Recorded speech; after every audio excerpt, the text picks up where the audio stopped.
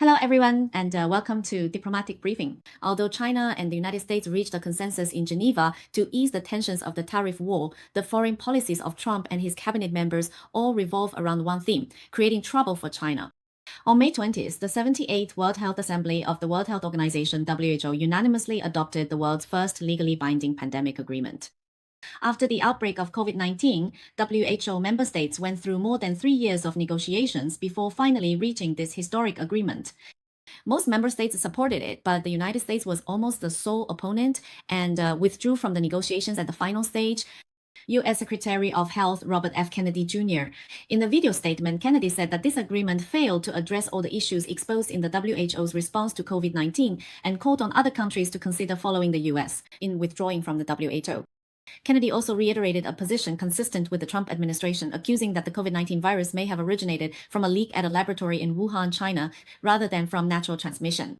Kennedy also said that the WHO is deeply mired in bureaucracy, entrenched regulations, conflicts of interest, and international power politics. He said, "We do not need to endure the restrictions imposed by a dying WHO. Let us create new institutions or reform existing ones to make them genuine, efficient, transparent, and accountable."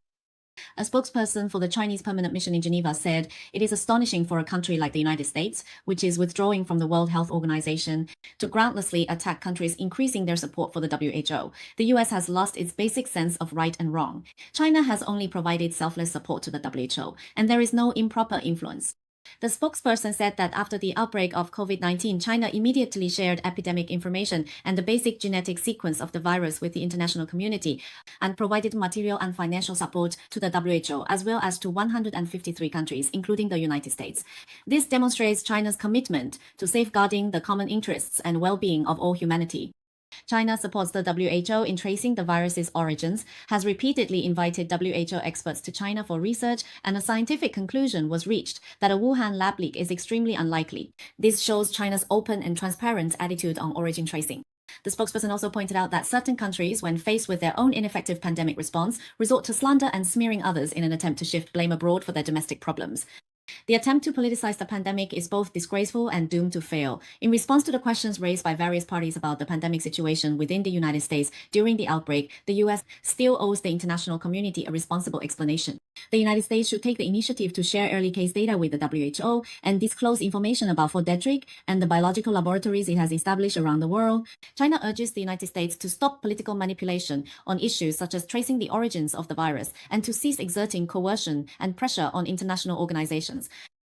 This time, the U.S. is not only smearing China. After leaving the organization, it is also urging other countries to leave. In response, a WHO spokesperson said, "The WHO is essential to the UN system. Global health issues have no borders, and viruses can quickly cross national boundaries. The only way to address global health issues is for member states to sit down together and cooperate in a scientific and non-politicized manner. The World Health Organization is the institution that provides such a platform." In summary, this withdrawal by the United States has sparked major international controversy. Officials and experts from many countries say this is a unilateral move that will negatively impact global public health efforts. Second, by withdrawing from the organization and suspending all funding, support, and resources from the U.S. government, the United States fundamentally has no right to criticize China on this matter anymore. No wonder the Chinese representative bluntly responded that the U.S. has lost its basic sense of right and wrong. Third, while the U.S. is acting recklessly on its own, it is also trying to pull other countries into its schemes.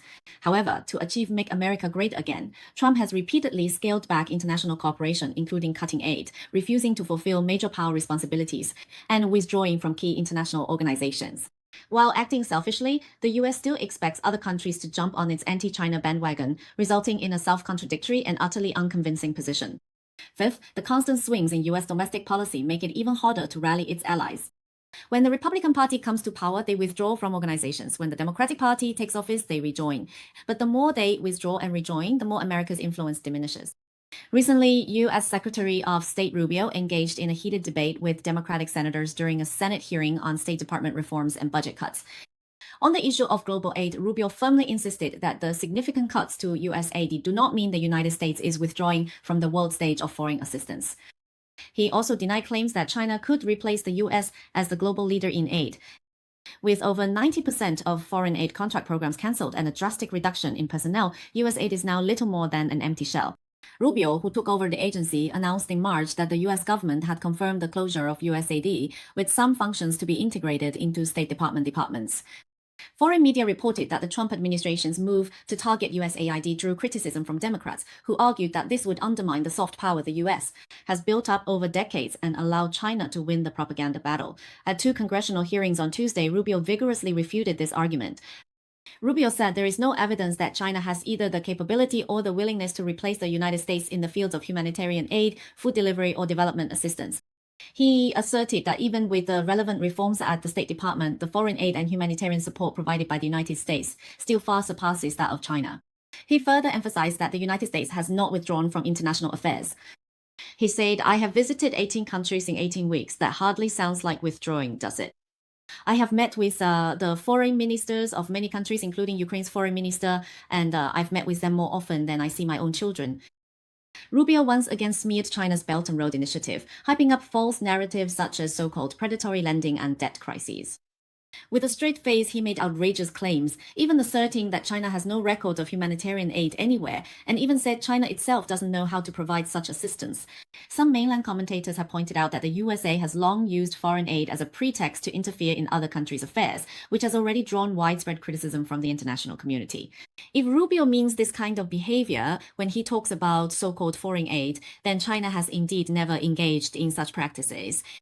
China has repeatedly shown through its actions that its regional investments and cooperation are never targeted at any third party, nor do they involve any intention to confront or replace other countries. This has always been a fundamental principle guiding China's cooperation. Although Rubio claims that the United States has not withdrawn from the world, he then turns around and says they will boycott this year's G20 summit, citing dissatisfaction with the host country, South Africa's lack of alignment with Trump on political and other issues. Rubio stated that due to policy differences between the two countries, President Trump will boycott the G20 Leaders Summit scheduled to be held in South Africa this November. He said that we have chosen not to participate in this year's G20 meeting hosted by South Africa, whether at the foreign minister or presidential level. Clearly, on the global stage, they have repeatedly voted with various multinational organizations taking positions opposed to U.S. interests. According to reports, Rubio mentioned that South Africa filed a lawsuit at the International Court of Justice, accusing Israel of committing genocide in the Gaza Strip. In fact, it's useless for Trump's team to claim 1,000 times that they haven't withdrawn from the world stage. When they turn around and boycott or withdraw from groups as they please, clearly, no one believes them. In contrast, China respects the international organizations and multilateral mechanisms it participates in. Even when relations with India were tense, China still took part in the G20 series of meetings hosted by India the year before last. Since Trump took office and launched a tariff war, China has also been deepening cooperation with neighboring countries.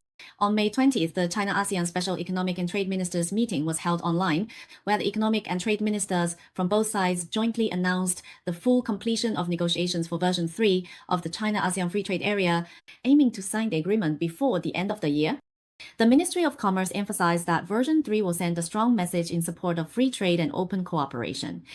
China and ASEAN are each other's largest trading and investment partners, and both are staunch supporters of economic globalization and multilateralism. This can be seen as an important move by China and ASEAN to say no to American protectionism. When explaining China's diplomatic philosophy and practices with its neighbors, Liang Jiangjun, Deputy Director General of the Department of Asian Affairs at the Ministry of Foreign Affairs, noted that recent China-US interactions show one truth: only through struggle can one earn respect, while compromise and appeasement embolden the other side. China's efforts safeguard its own interests and those of many developing countries. Liang Jianzhong also pointed out that China has never harbored any illusions about the United States, nor does it expect to resolve all issues through a single negotiation. The new U.S. administration is unpredictable and prone to frequent changes. China will listen to what it says and watch what it does. China has ample patience and resolve, as well as sufficient resources and means. It will not waver on fundamental principles, nor will it make concessions on core interests. He also mentioned that the United States' foreign trade accounts for only 13% of global trade, and by launching a tariff war, it is essentially isolating itself from the rest of the world. Without the United States, the world will keep turning and the sun will still rise in the east. China possesses the institutional advantages of a socialist market economy, the advantage of an ultra-large-scale market demand, and the supply advantage of the most complete industrial system in the world. China has full confidence that even when others do not open their doors to us, not only can we survive, but we will live even better. Regarding the prospects of China-US trade relations, he said that both sides will continue to communicate, but China will absolutely not accept any blackmail, nor will it accept empty words or double standards. Dialogue must be conducted on the basis of respect, equality, and reciprocity. He said, if you want to fight, we'll fight to the end. If you want to talk, our door is open. After this China-US rivalry, China is more confident facing the US